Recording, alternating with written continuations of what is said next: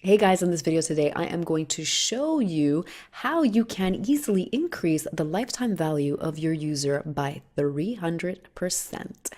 So stick with me. So guys, this is the video presentation that I actually made while speaking at the I Am Summer Camp conference here in Montreal in July. And I was asked to actually speak about segmentation.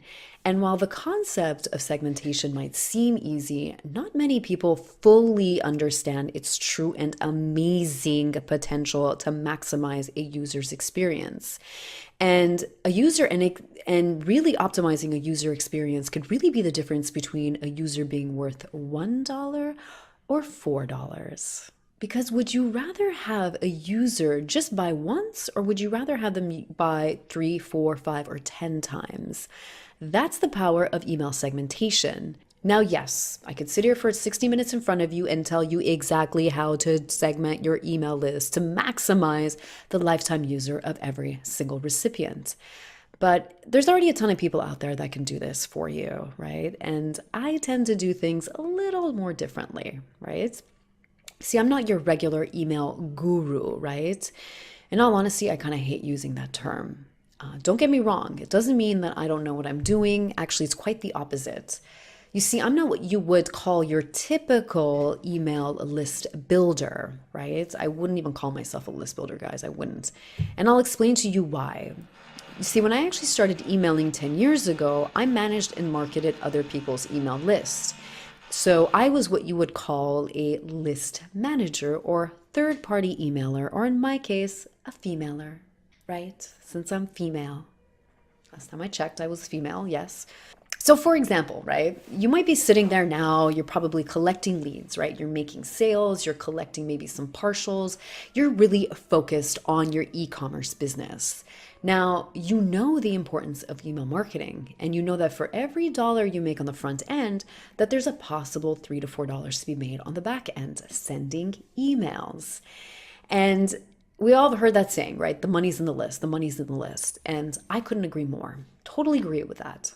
One thing I actually like to remind my clients is that you have to actually view your email list like an asset, okay? Like you would a piece of real estate, because that's exactly what it is, okay?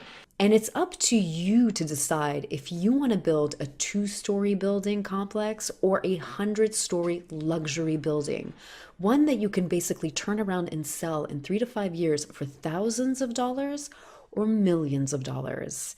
And as an email strategist, I am the architect to your building to bring your dream to life. You just need to decide what type of building you want so I can deliver it to you.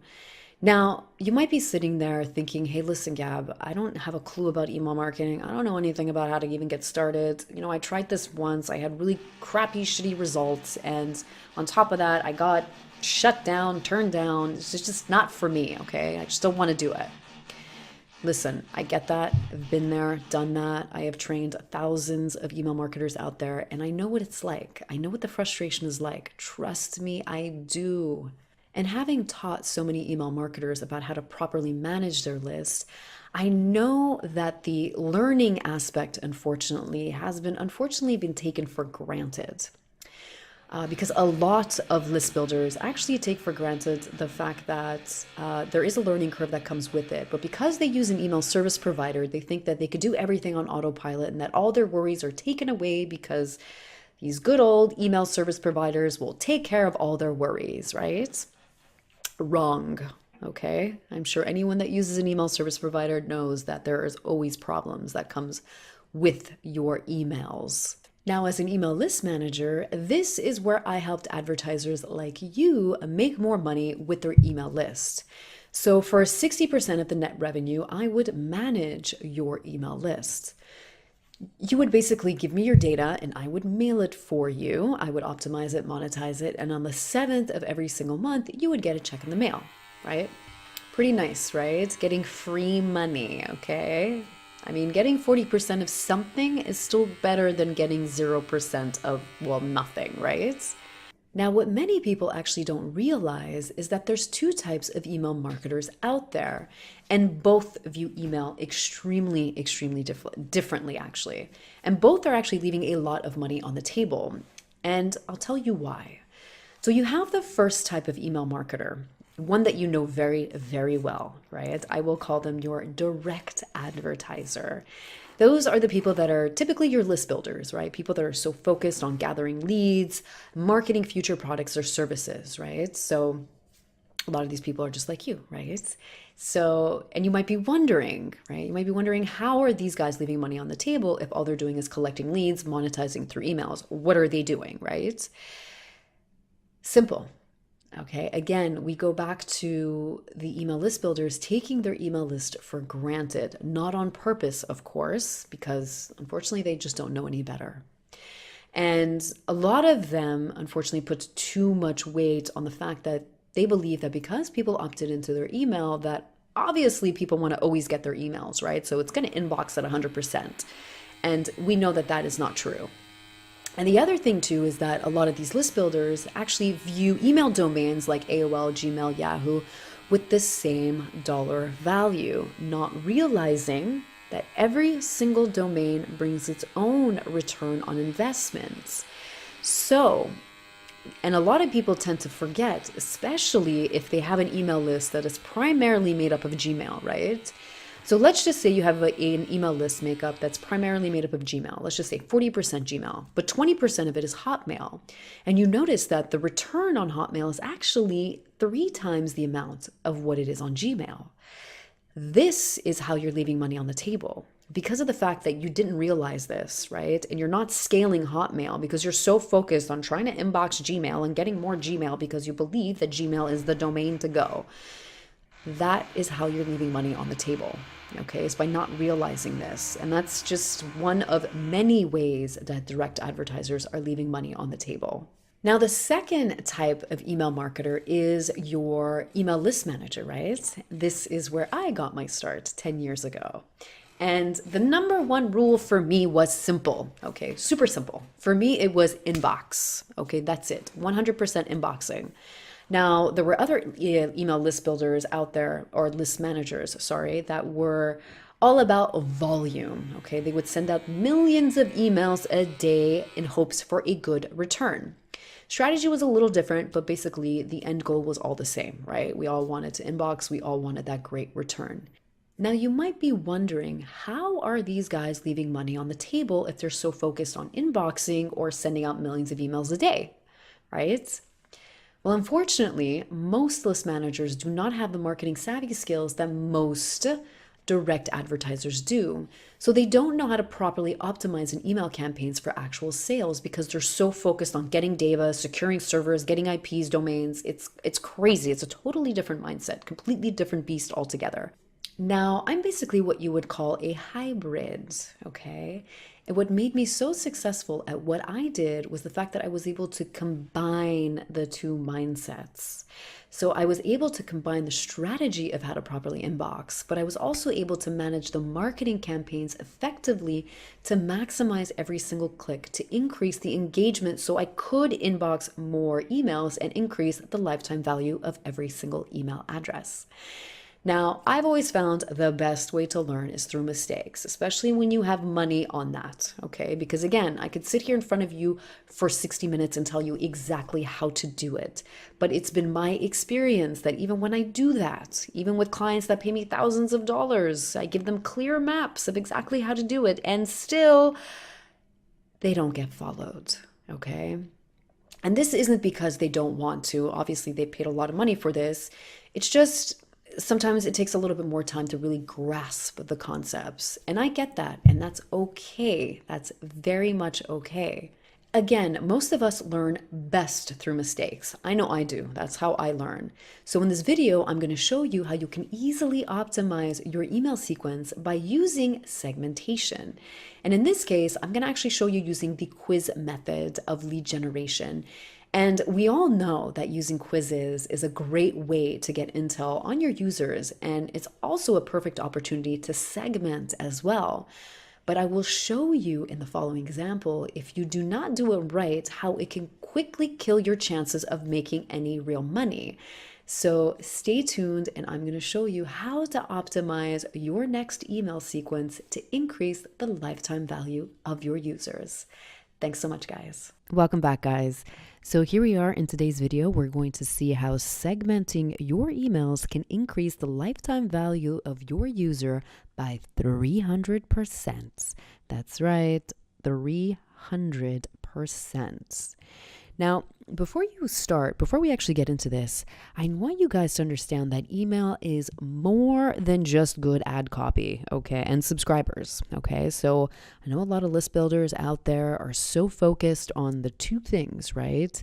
Number one, getting those subscribers, and number two, great ad copy. Now, those things are extremely important, but remember, none of those things are important if you cannot inbox, okay? And emailing, inboxing is a totally different beast, which I'm not going to get too much into in this video, but I want you guys thinking about how critical that actually is to the overall lifetime value of each user, okay? Because remember, the more that you inbox, the more that you can increase the lifetime value of your user. Just remember that. So I have a question for you guys, okay? So as email marketers, what is your number one objective as an email marketer?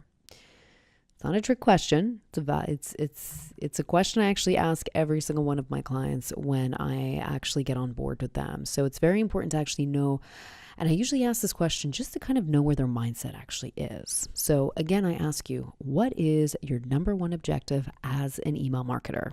There is no right or wrong answer. I just want to know what your first reaction is. Now, I did say there was no right or wrong answer, but what you should be thinking about is building reputation, okay? So that is extremely important as an email marketer. Now, I understand for a lot of people, the struggle is real when it comes to email marketing. Trust me, I know, okay? I have dealt with thousands of email marketers over the past 10 years. So I understand the struggle from anything from the smallest things to the most complex back-end issues. So I understand what the struggle is like. Trust me, 10 years in email marketing is like 30 regular human years, okay? So I understand what the struggle is. And I know a lot of you may have tried to email once, and maybe you got shut down by your ESP. I get it. Email service providers, remember, they are more focused on protecting their space and not so much giving you the best service. Or maybe you've even tried, email a few times and got very few sales. Okay, I hear this a lot. Some people will tell me that they make more money on the front end than they do on the back end sending emails. And it breaks my heart when I actually hear that because, again, there is so many ways that you can make money through an email list. It's really incredible. Or maybe you feel like you don't know enough about email marketing to even know where to start. Okay, I know that. Okay, I understand where it can seem intimidating. If you don't know where to start, it can seem like there is quite a steep learning curve. So I understand what it's like to get started in email marketing. Trust me, I know. But before you actually start, I want you guys to understand that there are 3 things that you should be aware of. Email marketing is made up of 3 components. Component number 1 is the front end component, the component which you actually see, right? In terms of ad copy, links, images, that's the front end. And also too, I would consider front end anything that you also see in your email service provider as well, okay? Because there's a lot actually going on on the number 2, back end, right? The back end, which is, DNS settings, domain settings, whitelistings, SPF records, authentication, all those things on the back end, right? Okay, they might sound like a lot of buzzwords, but these are back end things that we don't always necessarily, that are going on that do need to be set up. And then there's, of course, the what you do not see, okay? What you don't see can definitely harm your email reputation. Okay, and that is number 3 is really the most difficult out of all. Granted, it's not difficult. It's just a learning process. Okay, now I've been doing this for 10 years, so for me, there's a lot of things that I do take for granted because for me, it's become somewhat second nature for me. But I do know for a lot of people, this is going to be brand new. And, definitely if you have any questions while I'm actually going through all this, I do encourage you guys to actually note them down do note them down, and, definitely ask me within the actual, go to my Facebook page or go to Ask the Honest Gab, and you can always ask me your questions there, and I will be more than happy to answer them for you. Okay, so remember, there's a lot that's actually going on in the back end that you do not see that can harm your reputation. And we're going to go over actually some of those things in this video today.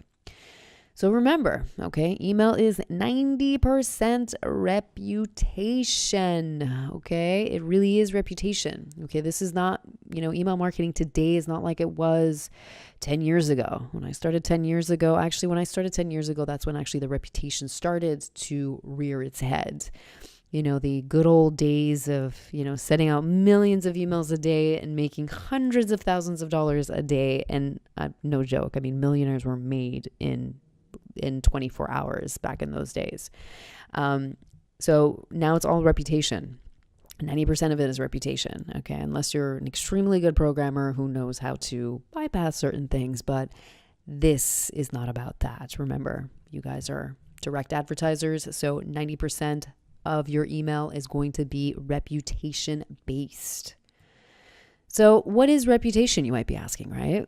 So reputation is engagement, okay? That's what it's all about. Now, anyone that follows me might realize that one thing that I'm really good at is engagement. That's how I'm able to build great reputation for email, why I'm able to inbox so much, and why I'm actually able to do so well too on Facebook, right? So that's how I did really, really well on Facebook, is the fact that I was able to focus just on engagement, okay? Understanding the metrics of engagement and tapping into those things and really focusing on that as opposed to the actual quantity, okay? Remember, it's all about quality, not quantity, okay?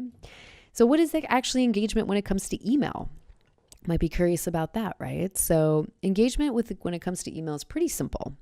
It's three things, right? You have your opens, you have your clicks, and then you have replies. Those are three ways to get people to engage. Remember, first you got to get them to open, right? Then you have to get them to click. And if you want, of course, getting them to reply is a great way to actually boost engagement. So you might be wondering, who am I, right? Who am I? So I'm Gabriella Raponi, and I basically started off in email marketing as an account manager at an ESP. Yeah, I knew nothing about email, absolutely nothing. I was literally thrown into the lion's den, and I was told basically figure it out. And that's actually what I did. I just figured it out. And I can tell you this much, and I'll be honest with you guys. For the first year of being an account manager, because I was only an account manager for a year, because in 2007 I was actually fired. So not because of my work, but only because of management issues. But it was the best thing. I actually went to work for myself and an old client, and that's basically where I started Ace Maverick Media and Email Maverick. And what I can tell you about this is, when I was working as an account manager for a whole year, I could tell you that I managed something like 20 plus clients over, 20 plus clients. Plus they had, I think each of them had at least minimum 10 of their own accounts. So, I mean, I had hundreds of accounts that I would oversee on a daily basis, and I would optimize. But I can tell you this much as I understood about email marketing, I could tell you this: I didn't fully grasp the concepts until I started to manage my own servers, my own domains, my own IPs, my own email list. And remember, I wasn't a list builder, I was a list manager. So I managed other people's lists, which is a lot more difficult than managing your own list, I could tell you that much. So, and again, remember, I only learned this when I was inside of it, okay? Because it's easy to dispense advice and say, oh, you should do this or you should do that. But when you're actually in it, it became a totally different beast. And in all honesty, I believe that if you're going to be doing anything, especially giving out advice or anything like that, it's super important that you've actually gone through it yourself to actually know what it's like. So this is why I'm saying I know what it's like to have that learning curve, but sometimes you just have to go in and just go basically full forward and just do it. Because trust me, you're going to make mistakes regardless. I still make mistakes 10 years afterwards, okay? I'm not perfect. Believe me, I am nowhere from being perfect when it comes to email marketing. So there's always something to learn, but really it's all about just getting in there and just trying it. and just making sure you know what you're doing to start off with. And following me is definitely a good place to start. I'm also the co-founder of Bayanara, company that managed. So we actually managed as seen on TV offer brands. That's what we actually did. So it was amazing to actually to get immersed in that as seen on TV world, because I was baffled by how many of these companies were making millions of dollars through advertising sales, but weren't doing anything with these email lists. It was incredible. So that's what we basically did. And that's actually where I found that's where I actually started working for Genie Bra, I consulted for them. Then I also consulted for United Online, classmates.com. I also helped My Points and a lot of other companies as well. However, I will tell you this consulting was not my main gig. That was just something that I did more on the side. Managing other people's email lists was my main gig for a long time. And I'm also the creator of the Secrets to Inboxing, No Tech Skills Required. That's right. So basically here's where I divulge all these secrets to inboxing, okay? And I'm also the creator of Get Massive Social Reach, where I basically show people how I took a 300-page reach to 17 million reach on a poor man's budget. That's right. On 18 months that I managed that page, we averaged 70 million reach on a monthly basis on zero ad spend. So guys, when I'm telling you that I am great at trying to manage engagement, I don't want to say I'm great at it, but it's definitely something I'm really, really, really good at. Okay. It's really being able to tap in and really break things down so I can help you guys achieve your goals. Okay. Just remember that. Okay. All this is to help you guys at the end of the day be able to increase the lifetime value of your user. And it's all through engagement. Okay. All. Now you might be wondering, what's the easiest way to increase engagement, right? Since we're talking about engagement. The best way is through segmentation. That's right, segmentation. This is the main focus of this video, right? So you might be wondering, what is segmentation? And that's a great question. Well, the textbook definition is a subdivision of a list, and the goal is to create a more engaged user based on specific interests. Pretty basic, right? And that is the valid definition of it. Now, let's take a look at the 3 benefits of segmentation. Now, benefit number 1, of course, is increased open rates, right? And click-through rates, of course. Of course, you also have better targeted emails. And number 1 is, of course, building that positive email reputation, right? Because remember, okay, you cannot increase the lifetime value of your users if you're not able to actually contact them. And that's one thing that people tend to omit, is that aspect. The fact that if you cannot inbox your users, even if you have 1 million subscribers, it's basically useless, okay? So it's super important that you remember that. So here, let's take a look at an example of before segmentation. Right. So before segmentation here, you can see that there was 113,000 subscribers and it was about 33% open rates now and a 11% click-through rate. Now, this is a list that I oversee and manage. So the open rate and the click-through rate is pretty good already. Okay. Definitely pretty good. So let's see now what happens when it is segmented. So after segmentation, this was an email list that I actually did for a competitive for a DVD, Brazilian Jiu-Jitsu DVD actually, that I had done. So here was the segmentation afterwards. The subscribers now, of course, after the actual query, it was 7,000, and the open rate, check that out, open rate 83% and click-through rate was 30%, right? So these numbers are great. And remember, this also shows great reputation to your to the ISPs as well, right? So it's Gmail, AOL, Yahoo, they see this great engagement. Remember, it's not always so much about the quantity, okay? It's about the quality, okay? So when ISPs see this type of engagement, they see that as positive and saying, hey, wow, people really respond to your emails. Wow, they want to receive more. Okay, we're going to prioritize you much more now going forward. That's basically the way the ISPs basically work. So types of segmentation. Okay, so you do have 3 types of segmentation. You have the cohorts, which is based on queries, behaviors, and attributes. You also have the actions, the triggers, and then you also have quizzes, right? So quizzes is, I know, an amazing way to get, to basically get cheap leads, right? To get cheap leads and to build an email list. But it also comes with some major drawbacks if you do not do it right, okay? And this video actually I'm going to show you is basically based on the quiz method.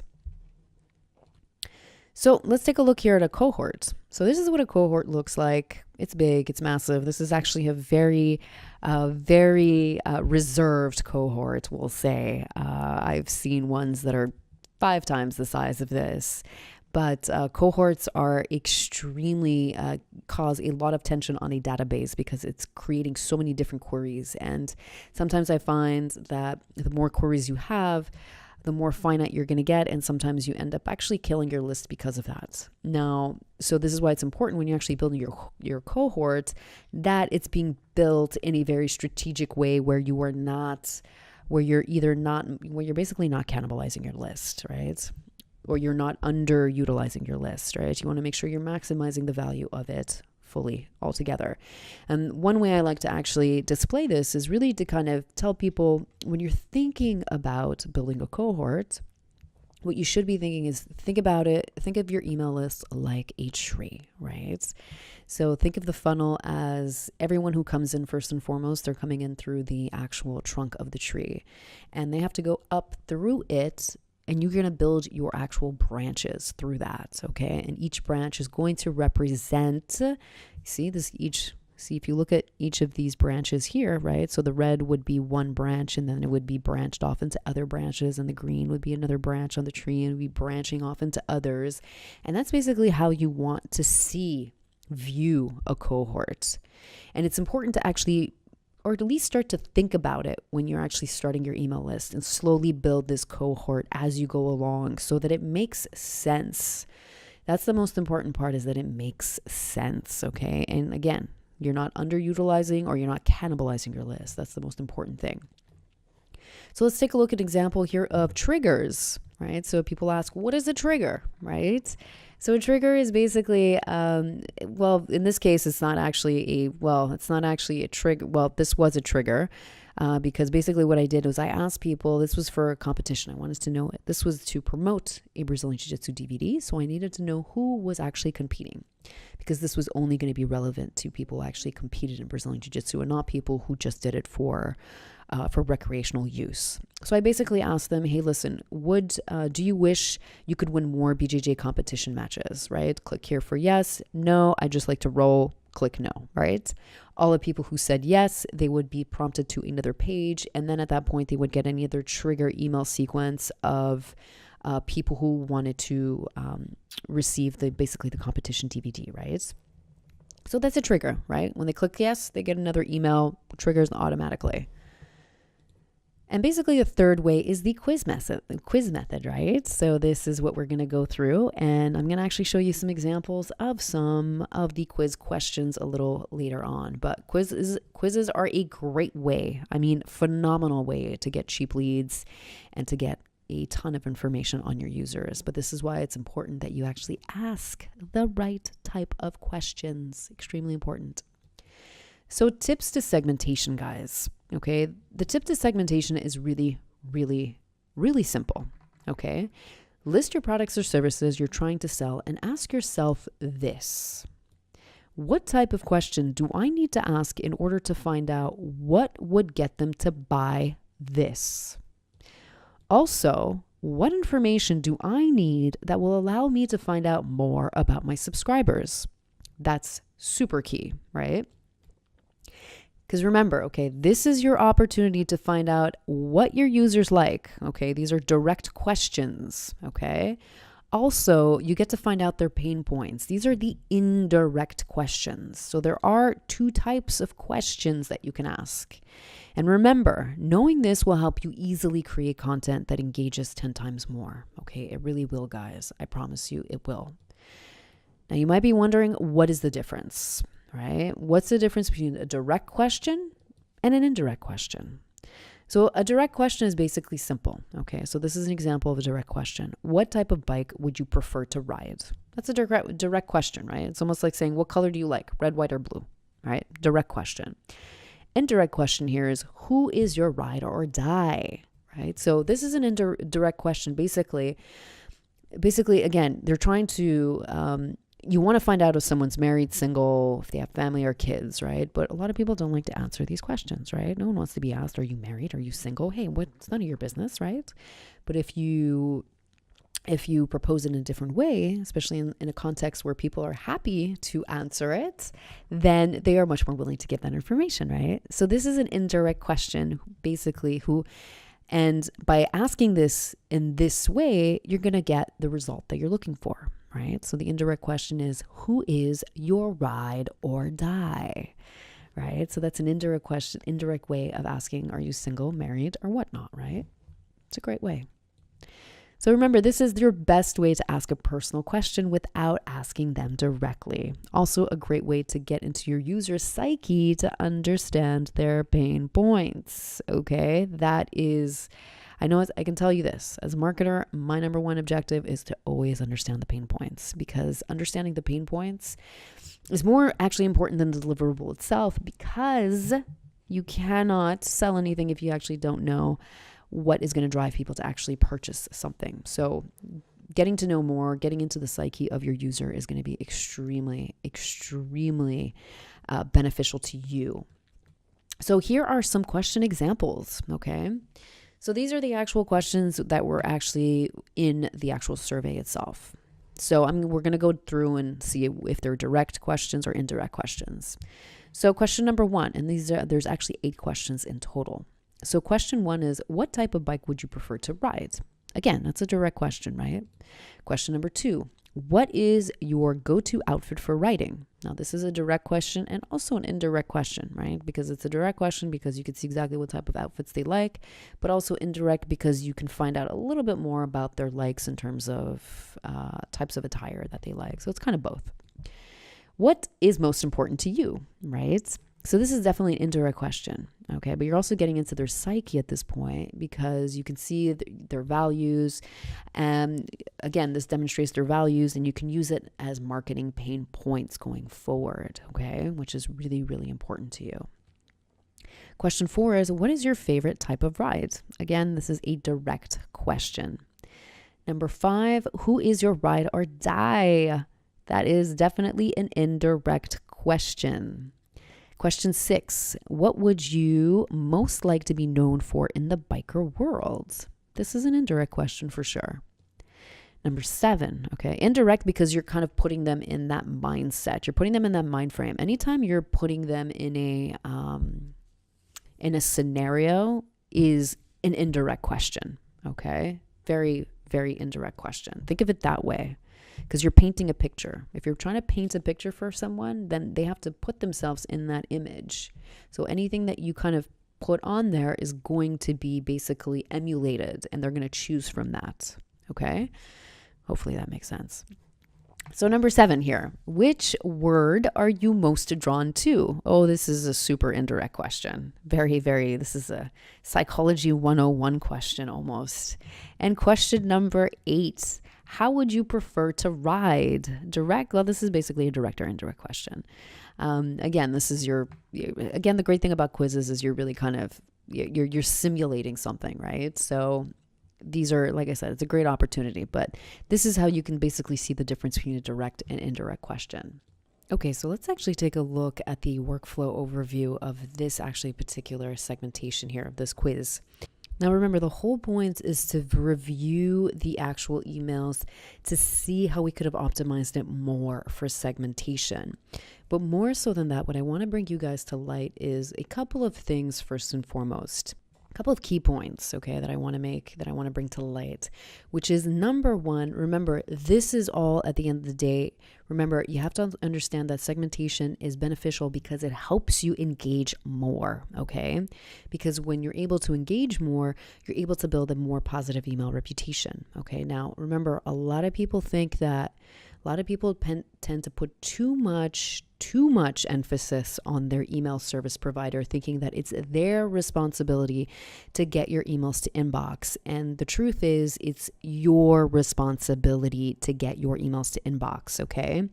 And here's actually a perfect example of MailChimp, basically, right? So now, believe me, I've used MailChimp for myself and some of my clients as well. And MailChimp is very basic, very, very easy to use. Their deliverability is typically pretty good, but remember, okay, the infrastructure is only as good as your email practice, okay? It's not your email service provider's responsibility to make sure that you inbox. And this is a perfect example of this. And you can see here, okay, here, I'm just going to actually show you. So this is the actual workflow for this particular email segmentation, okay? Not so much the email segmentation, but the workflow from the segmentation. So there are basically 8 emails that were created, and you can see here how it started off strong in terms of email open rates, but you can tell because it lacked engagement that quickly the open rates really started to fall, okay, as well as the click-through rates, right? So the messages, and this is typically normal. I wouldn't say normal to have these kinds of discrepancies to go from 16% open rate to pretty much half that by the end of your sequence. The decreases in open rates are typically normal, but normally it's kind of an ebb and flow. You'll see that it decreases on email number 2, 3, then it starts to increase, strangely enough, on email 4, 5, and 6, and then it starts to decrease again on email 8, 9, 10. So it's an ebb and flow. It's not a continuous decrease. So again, this is just to show you guys that you can't rely on your ESP. Remember, it's not their responsibility to make sure that you inbox and get good open rates. It's your responsibility to make sure that you have, number one, that you are segmenting properly, right? Number 2, that obviously you're targeting the right people. And number 2, that you have great subject lines. And number 3, that you have great calls to action within your email. Just by looking at this low click-through rates, definitely I could have said that, yes, given these low click-through rate numbers, you're going to have some issues with deliverability going forward. And I guarantee you that they definitely did. I don't have to look at the stats any further to know that. So calls to action are basically can be optimized. So they're a little weak in this case. And we're actually going to take a look at some of the emails to see how we can optimize from them. So let's actually take a look here at email number 1. Okay, so let's actually take a look at the email breakdown of this list. So here we can tell that it's primarily Gmail, Yahoo, Hotmail, AOL, Live, and other. So we can tell here that a big portion is Gmail and Yahoo. So first and foremost, Gmail and Yahoo are very, very dependent on, of course, engagement, okay? Especially Yahoo. Gmail for sure as well, but Yahoo is definitely all about the engagement factor for sure. So let's actually take a look here at how many emails here are being opened. So we can tell here that we're getting a higher open rate in Gmail, and click-throughs are about 3%.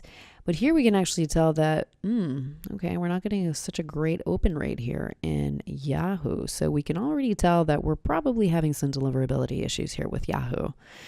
And this is, again, all about the engagement. With Yahoo, it's 100% on that initial engagement, okay? So if you spend any time, okay, if you spend more than 5 minutes from the time someone signed up to them going to their email inbox, that's going to be a major problem. And this is definitely an issue when it comes to for Yahoo especially. So let's take a look here at Hotmail. Hotmail, 7%, but we're getting a pretty good open rate. Okay, so that's actually pretty good. So if I were looking at this list, I would probably want to try to optimize and try to scale maybe Hotmail. Granted, it still remembers, you still have to take into account the actual return. So AOL here, let's see, 5%, accounting for 18% open rate. Not bad, not bad. Again, we have to look at the return. Same thing with Live. Live 2 is 22% opens. Okay, so these 3 right here might be a good opportunity for scaling, okay, Hotmail, AOL, and Live. So when it comes to looking for acquiring more data, I probably want to look at these guys. So let's actually take a look here at some more activity. Let's see what's actually going on here. Let's see who's clicking on what here. So we can see here there's a higher rate. Let's actually take a look at the click-through map here. Let's get a visual. Okay, so we can tell here that a good portion of the clicks, of course, are coming on the top image, right? It's a pretty dominating image. So it shows a lot here that people are interested in just going back to the site.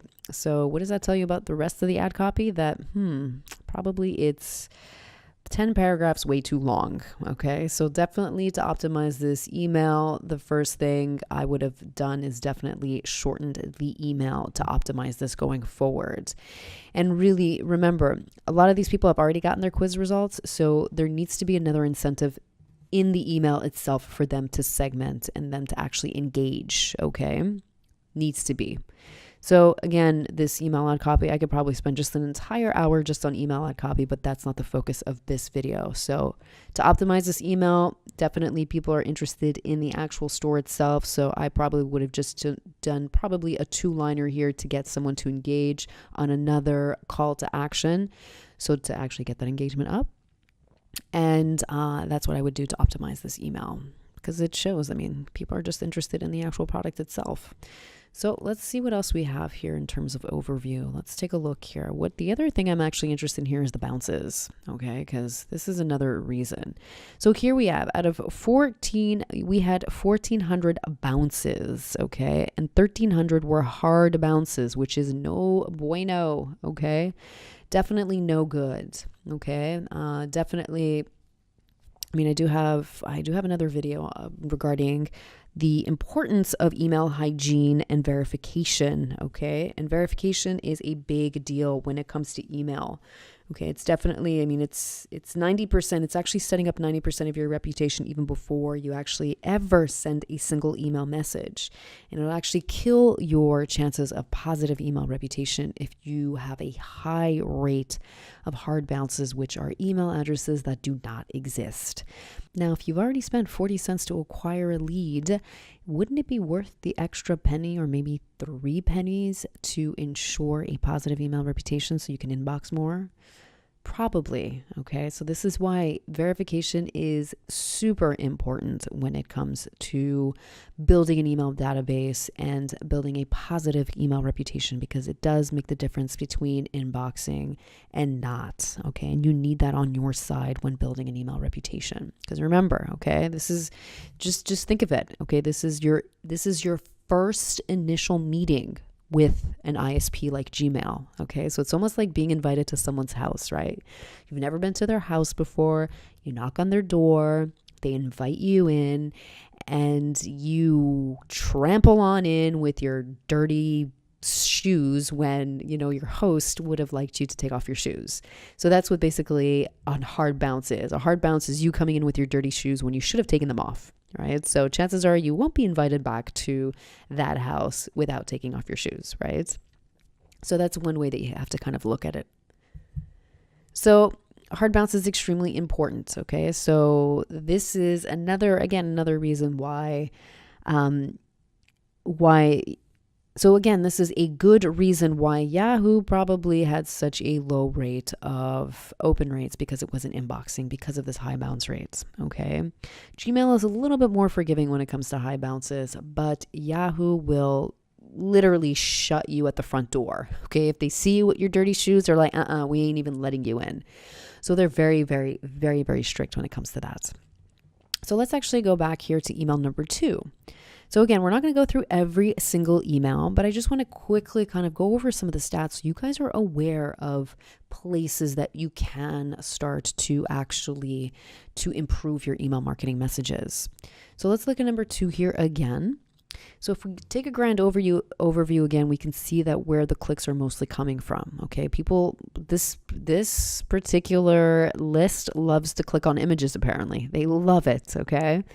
Yes, every list is extremely different. Okay, every list is going to be some lists like long text, some don't like any text. Some users, some subscribers like maybe 1 or 2 paragraphs of text. It's very, very different. This is why it's all about testing different ones. Okay, so let's take a look at email number 2 here. We can basically see what it says. So here again, this is a test email. There is just something about seeing the world from the back of a motorcycle, you, the open road, and some of the most beautiful scenery, right? We at Gothwriter like nothing more than exploring all of the world has to offer from our bikes, and we want to share with you the most beautiful scenic rides we have taken. Check out our list of the most scenic rides across the US and Canada and pack your bags, right? So check scenic ride ideas from across Canada. Okay, all right. So that's actually quite interesting. Actually, let's see if we can take a look here at the actual links. Let's see what was actually clicked. Yeah, no, it doesn't seem like they're actually...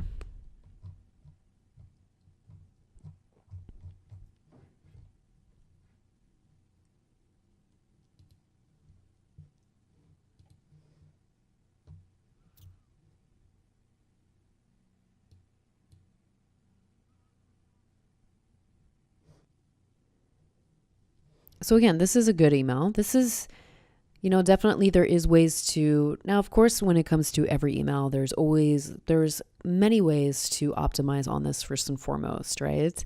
Definitely, I mean, it's already improvement from email number one, given the fact that it's already staying a little bit more above the fold. There's not as much text. As you can tell here that people are a lot more interested in the actual images. So let's take a look here at the actual quiz itself right now. So it's actually 8 questions. So remember, the questions are all about being able to, the questions are there to help you understand more about your users so that you can market products or services for them going forward. It's really for you to easily be able to market products or services. So let's quickly take a look at the 8 questions. And remember, guys, this is an example. Do not go verbatim from what I say. Okay, this is really for you guys to get some inspiration. Okay. So here we have the 8 questions, and it basically asks, okay, what type of bike would you prefer? A dirt bike, Harley Davidson, chopper, a vintage Trump. Now, of course, this is all to, of course, find out the type of ride that you like, because then, of course, there's other supplement products that you can actually give to them as well.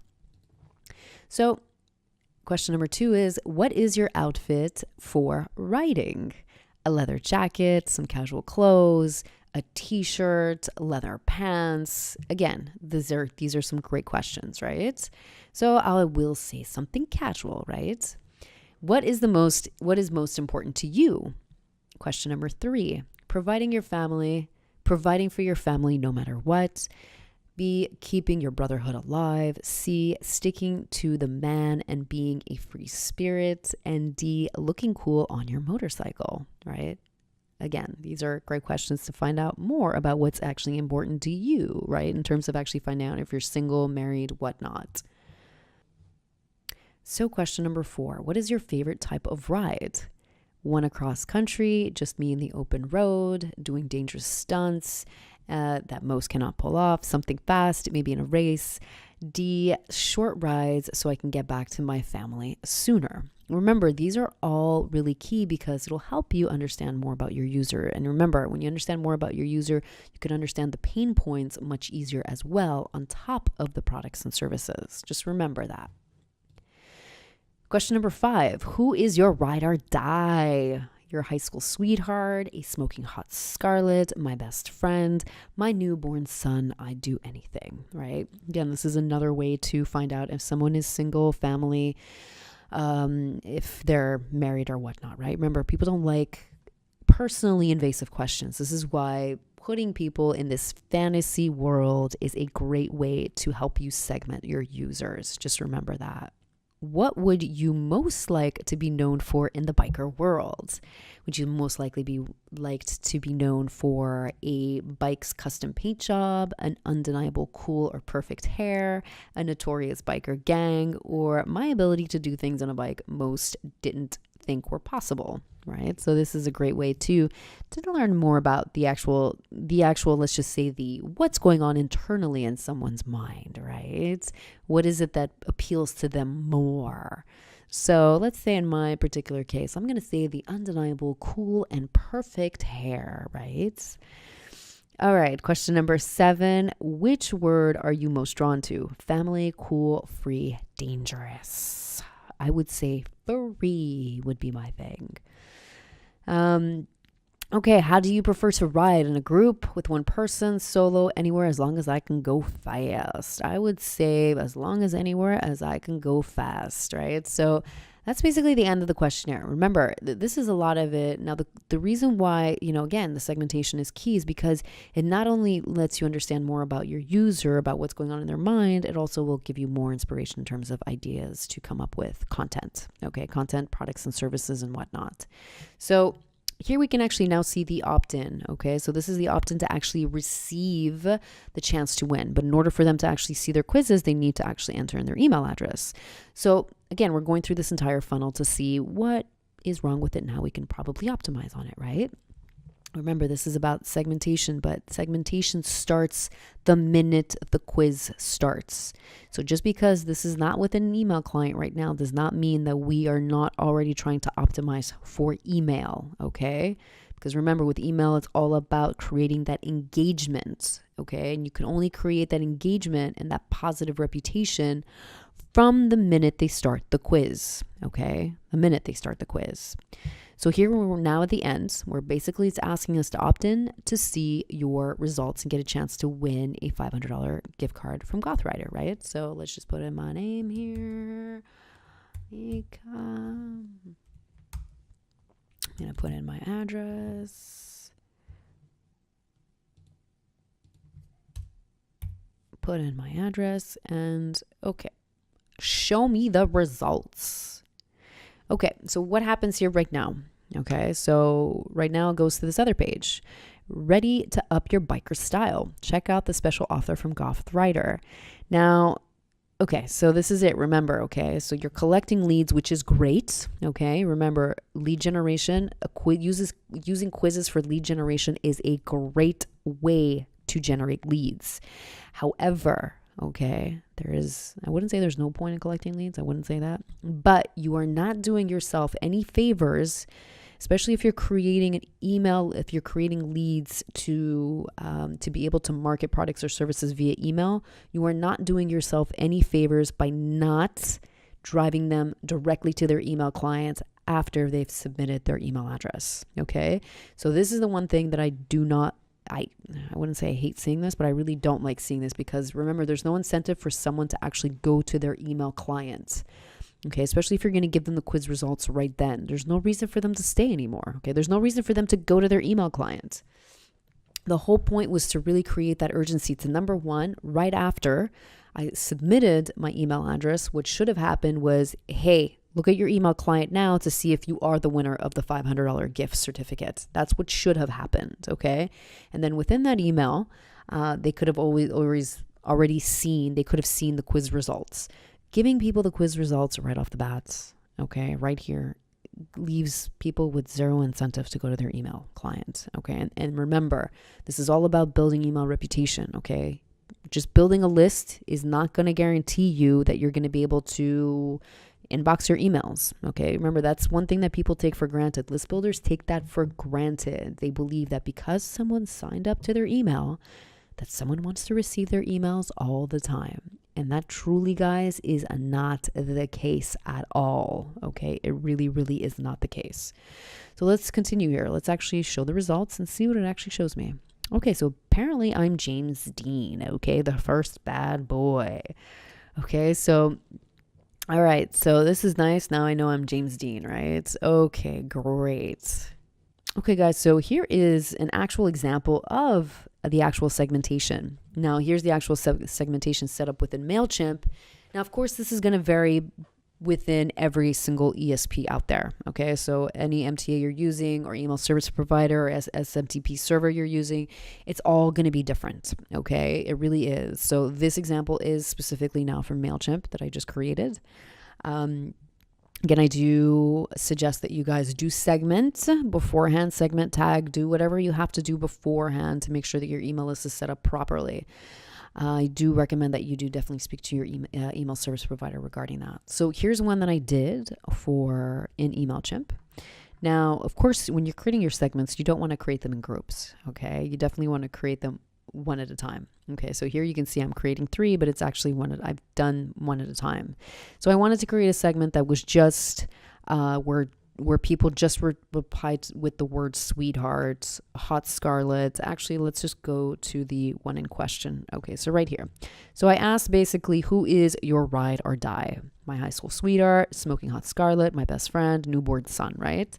So then when the segmentation was created, I picked all of those keywords, right? So based on if I wanted to know how many people pick sweethearts within MailChimp, it basically spit out 3,700 users, right? So out of that 100 and something thousand users, I think it's actually just 11,000 users. So out of 11,000 users, 3,700 were, I believe, sweetheart or hot scarlet. I'm not 100% sure, but that is the result of the conditions that were actually set up, right? So again, this just goes to show out of those 13,000, oh, there you go. Out of the 13,000 people, 3,700 people matched, okay, which is going to create a small, very targeted segment, but will help you engage more, which will help you build a positive reputation, which will help you inbox more, which will basically help you sell more products, which will then increase the lifetime value of your users by 300%, okay? That is the benefit of segmentation. So in the previous video, I went over the entire, all of the questions. And when I got to the end, I basically showed you how this was wrong, right? And again, I want to kind of just revisit this and see again how this could have been optimized, right? So at the end of the 8 questions, we were basically asked to opt in below to see your results to get a chance to win a $500 gift card, right? From Gothwriter. Remember, branding is also key here, okay? The fact that you always have Gothwriter in there is extremely, extremely good. So remember, once you hit in your email address, this ends up popping up, and we all know that, remember, this is no good, okay? Remember, if you're building a list, especially for segmentation or for anything going forward, the number one thing is get them to engage the minute they submit their email address, okay? Always, okay? Now, some people might be like, oh, that's annoying. Don't do that. It pisses people off. Listen, people will still do it, okay? I guarantee you, okay? People who opted in for this didn't opt in so much to maybe find out who they actually probably they do. I know I've taken those surveys to see who I would most likely be, which celebrity I look like, but I never obviously end up giving my email address. Remember, when people are doing that, yes, they are interested to see, who they are most represented by, but definitely the incentive here is to also win that $500 gift card. So remember, if they find out that they can win a $500 gift card, that's an amazing incentive to go to their email address, okay, to go to their email client, okay? If you say check now to see if you're a winner, they're going to go check their email. And on top of that, then within your actual email afterwards, what you can actually do to create a second stream of engagement is, get people to share their post or whatever it is, or share the email in order to actually get more submissions on the actual sweepstakes, right? So let's just say if they share it with one of their friends, they also get an extra name in the sweepstakes, okay? Again, this is a great way to just kind of boost engagement within your actual emails. Because remember, okay, 3 ways to engage: open, click, reply. The open, not so much, but the click and the replies are the 2 major ones that you want people to do. So guys, another question, okay? What is your number 1 objective as an email marketer? I want to know. So what is the answer? If you answered build reputation, you are correct, okay? You are correct. I know we went through this already, but you are correct if you said build reputation. You're already on a better path. Good for you guys. Now, how do you build reputation is my second question. There you go. Engagement. You got it right. Good for you. Awesome. All right. So, all right, guys. So again, we already went through what was wrong with this, right? We already did that. So let's just review and actually point down what was wrong with it and how we can make this better. Okay. So number 1 is no incentive to check their email. Okay. But we fixed that now, right? We said we're going to send them directly to the email client now to actually see their results and to see if they're the actual winner. Number 2, there is no urgency to check their email clients, okay? You should always put an urgency to say, hey, listen, if you do not check your email client now, you will not be entered to win. You only have the next 5 minutes to check, okay? Do it. I guarantee you, you will have a ton more opens guaranteed. Now, again, how can you fix this, right?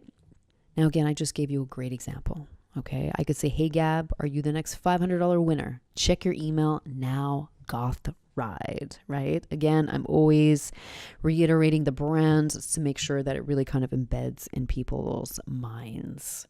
Now, guys, another question, okay? Now, guys, your goal as an email marketer should always be, number one, engage your users, and number 2, sales, okay? I know most email marketers, they're really focused on just number 2. They omit number 1 because, again, a lot of people take for granted that they send from an ESP, and number 2, that they're list builders, okay? Now, how to improve your email sequence? Guys, there's plenty of ways that you can improve your email sequence, but first and foremost, you must start by building engagement from the moment a user opts in, okay? I cannot stress this enough, okay? I probably have stressed it enough throughout this video, but I'm going to keep stressing it. It's uber important that you get people to go to their email client the minute they sign up, okay? Any time from the minute they sign up to the next time they go to their email client, there's going to be a huge disconnection. Huge. Okay, because it's right now, it's fresh in their mind. They know who Goth Rider is. You've already mentioned Goth Rider 3 or 4 times. When they go to their email client, they're going to know who Goth Rider is. They're going to go into that. They're going to see it. They're going to remember you. They're going to see the images, and now it'll be forever implanted in their mind. Okay, so this is why it's important to build that engagement from day 1. Okay. Number 2 is give users a reason to engage. Okay. Remember, you have to look at this objectively. Okay. I know I always tell this to clients. Okay. I try to get them to look at it objectively. Well, sometimes I remove their images and just give them the blank ad copy and say, if you were to read this, would you click on it? I can guarantee you guys that 80% of them will always respond, no, I would have not clicked on it. So again, that's just to show you guys that, again, this is more about you being the user, okay? Not about you trying to push a product. Again, also use more images, okay? So we already went through a couple of examples in Goth Rider where they were very heavily image-based, but they actually did pretty well, okay? So people there liked the images. Of course, there is something to be said about that. You know, definitely you do not want your emails to be 100% images. You do want that balance. But using animated GIFs is a great way to actually showcase more than one image. I believe I actually used that in my abandonment cart sequence video. So you guys should check that out too. And I also go over really the importance of user retention, and abandonment carts is great for that. So check that one out as well. And also watch your hard bounce rates, okay? Hard bounces is a huge area of concern, okay? I also have a video on that explains to you the importance of email verification and how basically 90% of your email reputation is based on even before you ever press the send button for the first time, okay? So remember that email verification is right off the bat, okay? Just remember that story, okay? Remember just knocking on someone's door, okay? So the ISP is the person behind that door, okay? And there you are in front of them. They're inviting you inside the home, but you walk in with your dirty, muddy shoes. That's what not verifying your emails is like. And what ends up happening is that chances are you're not going to be invited back in because you came in with those dirty, muddy shoes. That's why you need to verify your emails. Extremely important. Also, you need to watch your unsubscribes. It's a big thing too, okay? The other thing too that can work against your reputation is too many unsubs, okay? If you're feeding that beast, it's extremely important that you're monitoring feedback loops, unsubscribe rates, and all those great things.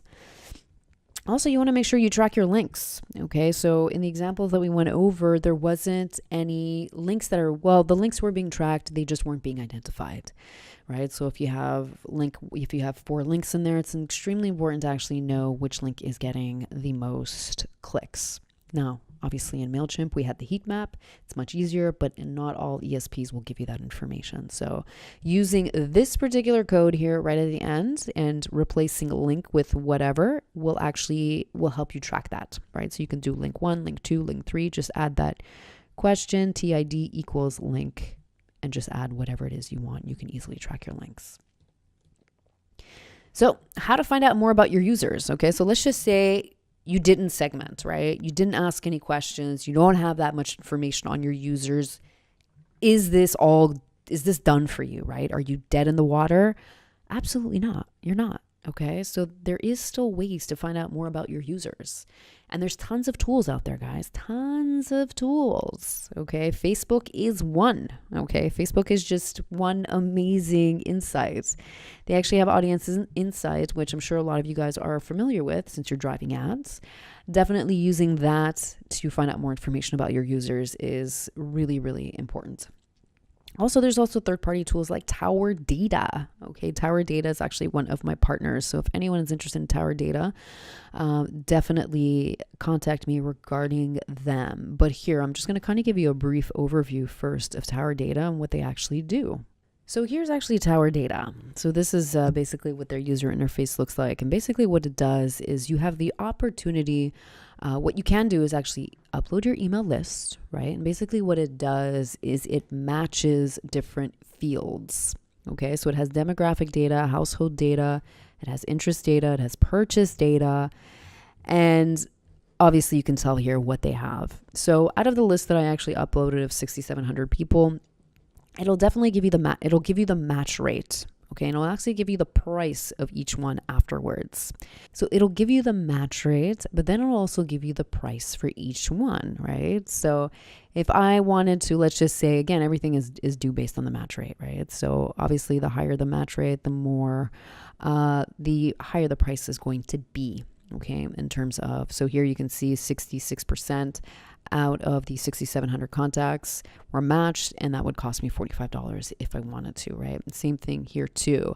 So it really depends on what's the most important aspect for you, right? So if you're looking for just purchase data, people that have purchased, we all know that purchasing data is extremely, extremely important. But we can see here already, just to kind of get a breakdown, right? Just to get an idea of who is it that's more interested in arts and crafts. Are there people that are more interested in books? So I know this particular one right now is trying to actually sell a magazine, so would actually be interested. I would probably purchase this data to find out more, but then again, I can also ask the question in terms of, hey, would you be interested in magazines or whatnot? Again, this is just another way, okay? Like, again, there's 100 ways to skin a cat. This is just method number 2 to skin it. Okay, so this is taking away the actual question and just going directly to the source. So this is just another option. I just like to give you guys as many options as you can. So Facebook Audience Insights is one, and Tower Data is another. So if you guys have any questions or concerns, visit my website, GabrielaRapone.com, and also make sure to visit my Facebook page, Gabby Rapone, and ask me any questions you have on Ask the Honest Gab. So if you have a Twitter account, guys, I'm still trying to figure out Twitter, so please don't hate me. Just go to #Twitter Ask the Honest Gab, and I will answer all of your email questions regarding this video. Thank you. Thank you so much, guys.